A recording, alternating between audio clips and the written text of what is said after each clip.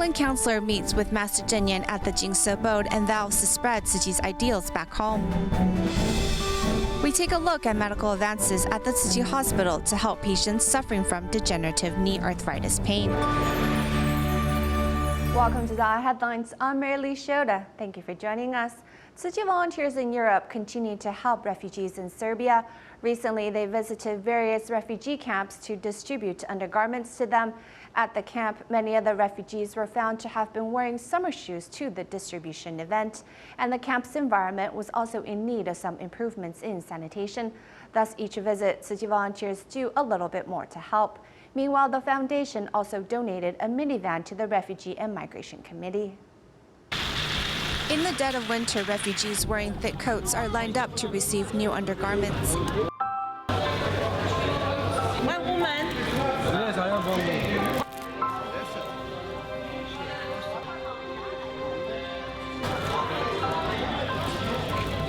However, the happiness of receiving the new clothing doesn't mask the fact that many of them still need more, like shoes. This big. We have to see. Look, size here not fine in here in Serbia. Yeah, we know shoes is a big problem, like for the kids, for you, for everybody. Yes, and look in this side. Though these humid and dirty tents are their temporary resting place, at least it's better than the discrimination they have faced their entire journey. At least it's safe here. At the border, he was bitten by a dog twice. So he says the Hungarian border police aren't very friendly. Outside the refugee center, putting the same safety in mind, Tzu Chi has helped put up a fence to ward off danger. It's nearing 80% complete. The border is at that side, and there is a big street, so they were scared that the kids would run on the street. So they asked us to build a fence. The van donated to the Refugee and Immigration Committee from Tzu Chi is definitely going to help them. It will be a proper shuttle bus because there is not regular bus line from up there, from Principovat still here. So it will be a regular shuttle bus for all of those who have to go to the hospital, who have to pay the visit to the bank or need some registration or whatever it is. So it's more than useful. Huh? When a request is made by the refugees, Tzu Chi volunteers will always try to provide it for them to the best of their ability so that these refugees can have a smoother path to safety. Councillor Sharon Stewart from Auckland, New Zealand was a great help to Tzu Chi volunteers during the Kaikoura Creek relief efforts. She recently visited Taiwan and made a trip to Hualien to have a meeting with Master Cheng Yen. At the abode, she learned about Jing Si folding beds and various disaster relief products Tzu Chi uses for their international aid. Auckland, New Zealand Councillor Sharon Stewart's visit to Taiwan included a special trip to Hualien on the 8th to have a meeting with Master Cheng Yen. Stewart says she hopes to spread the word about Tzu Chi back home. This country is so much the better for having somebody like you showing the way, and I only wish that, and I want to help spread the word to New Zealand, and I want people in New Zealand to learn your ways, because what I've seen, it's just incredible. When the 9/21 earthquake occurred in Taiwan, Stewart put together a rescue team to assist in the disaster relief. And last year's Kaikoura relief efforts saw Tzu Chi put together similar relief thanks to Stewart's much-needed assistance. Her helping hand moved Master Cheng Yen. 同心做一件事，人不多，是很多困难。可是他们都可以去克服，那当然就是要感恩当地的，就如议员一样的，这样支持的，他们才有路行得通。所以我还是要代替他们感恩。 Listening to a presentation of the ways DaAi technology products are used in international relief, Stewart hopes to take this compassionate relief technology back home with her to New Zealand to see how it can be best put to use. Northern Taiwan TMA members, including those from Taoyuan, Hsinchu, and Penghu, got together for the first time to wish everyone a healthy and successful year. On this day, they also looked back at the past year and made commitments for the future.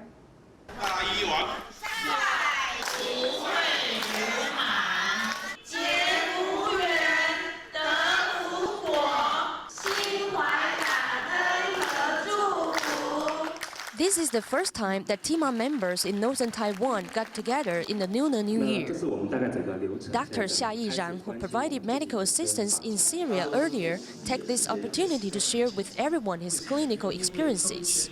The doctor said that when he visited a little girl, the girl said that she was afraid of seeing planes. Whenever a plane flew overhead, she was frightened that there might be a bomb. Unlike normal people like us, we usually take our children to go abroad by a plane. Our children are usually happy to see planes, but this has become a nightmare for her. After seeing suffering and recognizing blessings, this daughter pledges to enter more communities to provide care. We should care more about the issues of long-term care and also care for community elders or the patients suffering from dementia. TIMA members should also work together with hospitals and communities. I believe that next year will be a successful one.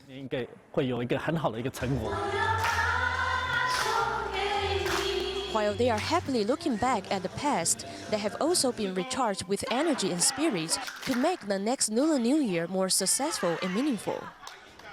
Next, we'll meet one of the many families who suffered in the Tainan earthquake of last February. Mr. and Mrs. Chen live with and take care of their 60-year-old daughter who suffers from mental disabilities. As seniors themselves, the couple was already under stress caring for their daughter before the quake occurred and damaged their home. Tzu Chi has been there looking after the family, and Mr. Chen recently expressed his gratitude for all of the foundation's help. This family's daughter is just like a young child, chattering away as she eats. Her parents have cared for her like this for the past 55 years. When their daughter was 5 years old, she inexplicably developed a serious fever, which doctors were helpless to treat, and she developed severe mental disabilities. She must depend on her parents for support. Then, 2 years ago, she was diagnosed with cancer. And in February 2016, this family was rocked by the devastating Meinong earthquake, which destroyed their home.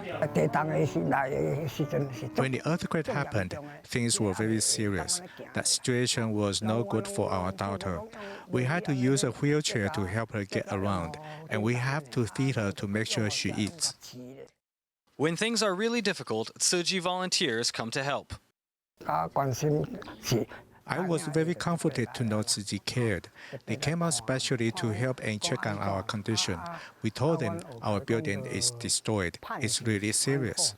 We didn't have anything at all in the house. Our financial situation was bad. For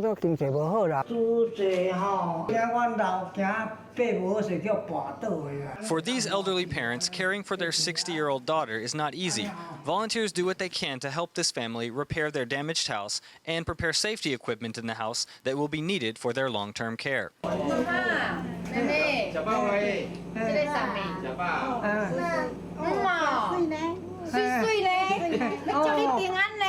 We make a regular visit here every month to care for Mr. and Mrs. Chen. Sometimes we bring rice for them. We just check and see if there is anything they need, or they will let us know of their daughter's condition and if she needs something. As this family has received help from Tzu Chi, Mr. Chen has been deeply moved. Before, he never thought about becoming a volunteer to help others, but now it is one of the most important aspects of his life. When someone helps you, you can never forget it. We keep that memory in our hearts. And then when we see someone that is in need, we'll help in whatever way we can. We can always give a bit of money, like the bamboo coin bags. Now that their house has been repaired, Mr. Chen's heart is full of gratitude and a desire to help others in need.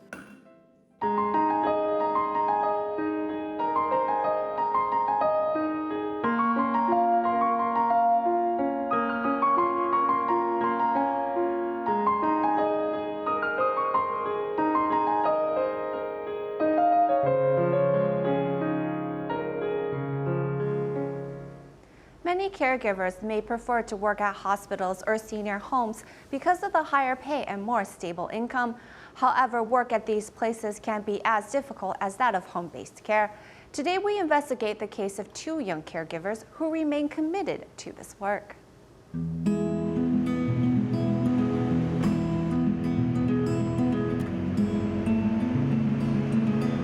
This is Chen Sungru, who is only 25 years old, and early in the morning he takes responsibility for driving elderly people to this daycare center.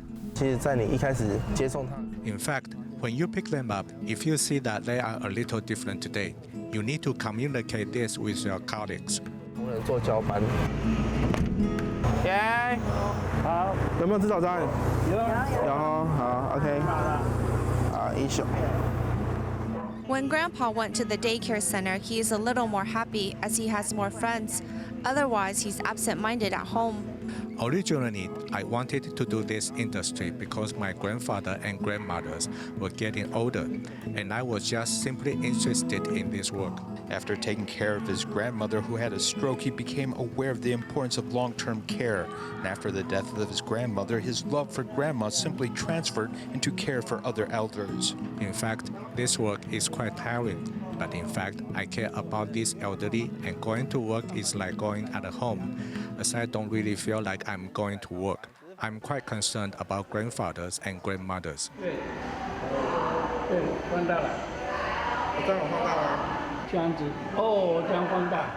In addition to undertaking activities with elders, this young caregiver believes that helping elders improve their physical skills can be the most rewarding. Actually, when many elders make great progress, and some are even able to go to the toilet on their own today and reduce their use of diapers, which is a big accomplishment. 好吗？我来啊！我今麦来给你量生命真相哦。 Another helping elders is Wei Donglong, who has been working for an agency for 8 years, gaining a more stable monthly salary, though he still needs to take day and night shifts. There were also some setbacks at the beginning. At the beginning, there was a lot of frustration, as some elders with dementia would play with their stool and cover their bed sheets and an entire wall with it. 呼吸18。农历血压是115/62。 Wei Donglong is only in his early 30s and has already been promoted to a type of instructor role, though it took a great deal of patience for him to make it so far. At the beginning, when I came, there was this one elder who punched me in the mouth, and then another who spat on me. So you have to be patient with elders. At the moment, 70% of staff at daycare centers are government-appointed caregivers, though there is a wide disparity between different cities and counties. In Taipei City, the amount of appointed caregivers is 1.8 times that of the national average, while in Keelung City it is barely 10%, showing there's a glaring need to close this disparity in service. In the Netherlands, a team of workers is about 10 to 20 individuals, and they can manage a small area serving about 500 people. In fact, they are very flexible and well integrated, which is not separated like our home caregiver service or our daycare centers. According to statistics from the Ministry of Health and Welfare, the number of caregivers aged 30 to 35 account for less than 6% of this workforce. Studying overseas models as well as integrating existing domestic resources to enhance the value of work will potentially attract more young people in this profession. According to data from the Ministry of Health and Welfare, some 3.5 million people in Taiwan suffer from degenerative knee arthritis pain. Most patients, before switching to an artificial knee, can only take medicine or injections to reduce pain symptoms. In recent years, the medical community has made use of arthroscopic surgery to proactively prevent knee joint degradation. Going backwards down these stairs due to knee joint degradation means that every step Huang Yueli takes is very painful. Over the years, she has tried many different forms of treatment, but nothing could ease the pain. Going down the stairs feels like being stuck with a needle. I don't know how I'm going to climb these stairs, as it scares me and I don't know what I'm going to do. We use our knees an average of 1 million activities each year, and long-term pressure and improper posture can result in cartilage wear. When the knee moves, the media plica can rub against cartilage, causing inflammation.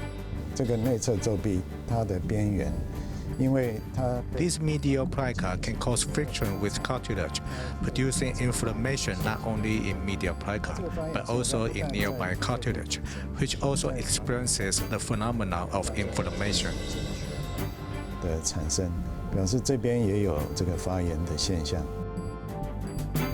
Inflammation and destruction of cartilage is a sort of vicious circle, causing tension in the entire knee joint capsule. Arthroscopic removal of parts of the medial plica will help with relaxation inside and outside the knee joint capsule, reducing pressure between the patella and the femur and potentially allowing us to solve this problem. By improving conditions within the knee joint, cartilage has an opportunity to undergo self-repair. This has been the main form of treatment for degenerative arthritis in recent years, and its success has led to more such surgeries, as the new procedure giving those who suffered for so long from painful knee joints the chance to get healthy once again. Most cases of oral cancer develop because of bad habits that people start when they are young, things like smoking and chewing betel nuts. These habits greatly increase your risk of oral cancer and should be avoided. This is Mr. Lai, who suffers from 4th stage oral cancer. Over the past 10 years, he has already undergone over 20 surgical procedures, which have deformed his jaw and mouth. My bad habits are the root cause of my problems. Don't put off hospital checks, otherwise it'll be too late when you realize how important your health is. He has run an auto shop for 30 years. During that time, from early in the morning, betel nut was never far from his side. In a single day, he would eat over 200 betel nuts. I chewed betel nut because I figured it would keep me awake on the job, but it became an awful habit. Even when I wanted to quit, I just couldn't kick it. 24 hours a day, I'd even fall asleep chewing betel nut. This is Mr. Chen, who also suffers from oral cancer as a result of a lifestyle of drinking and chewing betel nut during his years as a tour bus driver. At the time, I don't think chewing betel nut is a bad thing. If I knew that my later years would have ended up like this, if someone could have told me early on, then I could have avoided all of this.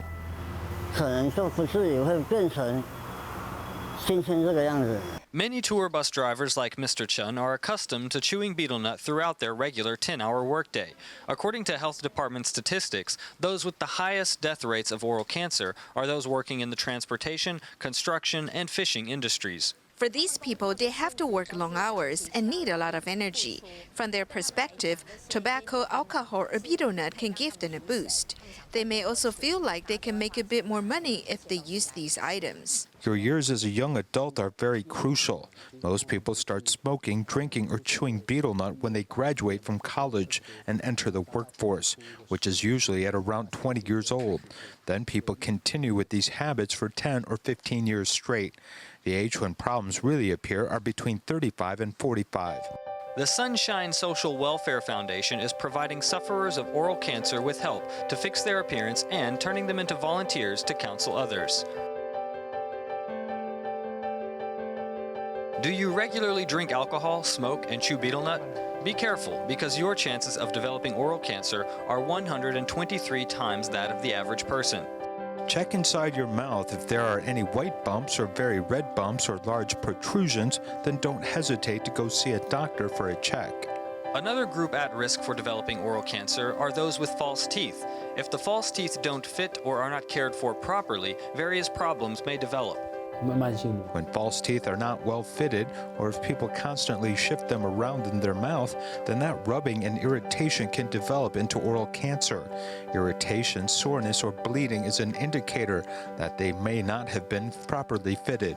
This senior dealt with improperly fitted dentures for a long time. The rubbing caused his mouth to hurt for months, affecting his ability to eat and speak. The gums all around my teeth were hurt. I used medication for over a month, and there was no effect. When his mouth ulcers wouldn't heal, the senior unexpectedly discovered that he had second-stage oral cancer. Doctors remind patients that if dentures don't fit well and there is pain or swelling for over 2 weeks, then go to see a doctor. People should also generally get an oral exam at least once every 6 months. In modern society, with our eyes glued to our smartphones and computer screens, dry eye is becoming a more common problem for much of the population. Now we'll look at some of the things you can do to avoid the problem. My eyes sting so much, I can't really open them. Miss Lin suffers from severe dry eye problems. The number of people who suffer from such problems is probably higher than you think.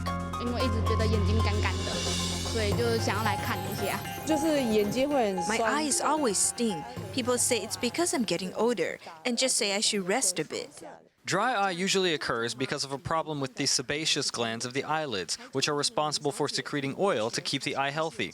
A severe lack of vitamin A, chronic conjunctivitis, or various types of chemical burns can also cause inadequate production of mucin, which protects the eyes. First, people's vision begins to blur a bit, and then eyes may start to feel sore, and lights might start to cause pain. Sometimes there may be sudden tear production, and the eyes will be somewhat red. In the modern age, people are constantly looking at the screens of their computers and smart devices. With prolonged periods of less blinking, the eyes can turn dry and irritated. People who wear contact lenses are also especially prone to dry eye.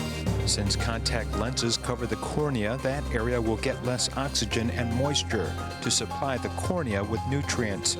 So before people wear contact lenses, they need to consider the condition of their eyes and the quality of their eye drops. To treat the condition of dry eye, there are currently many varieties of eye drops on the market, but not all of them may be the best quality. Check with your eye doctor to find out which one is best for you. Different eye drops have different levels of dilution, with some being more viscous. You just need to find the kind most suitable for you, and that doesn't mean the more expensive the better. To avoid developing dry eye, cut down on your use of the computer and smart devices. However, lots of people are simply unable to take their eyes away from their smartphones. This is a modern psychological problem that people should work to overcome. It's better to give more attention to interpersonal relationships around you, or to spend more time doing exercise or develop some personal hobby. Right now, all of our energy is focused here on our phones. We need to learn to shift our focus to open up new possibilities. Besides these tips, there are some other small things you can do regularly to help avoid dry eye. Try not to let the wind or air flow directly into the eyes. Reduce the time you're straining your eyes and try to remember to blink more. This will make the eyes more comfortable. When you wash your face in the morning or evening, take a little while to apply a warm press to the eyes. Also increase the omega-3 in your diet. These things will all be beneficial for your eyes. If the moisture in your eyes is already insufficient, then it is best that you don't use contacts at all. But if it is only a tiny lack of moisture, then silica gel contacts are the better choice. According to statistics of the Health Ministry, there are around 6 million people who are regularly suffering from dry eye, which is nearly 1 in 4 people across the country. We hope everyone out there will consider the health and condition of their eyes in the future. So get off the computer and allow a little time for your eyes to rest. In the United States, New York Tzu Chi volunteers hosted a charity concert in Manhattan. During the event, volunteers invited the audience to donate to their international relief efforts to help Syrian refugees.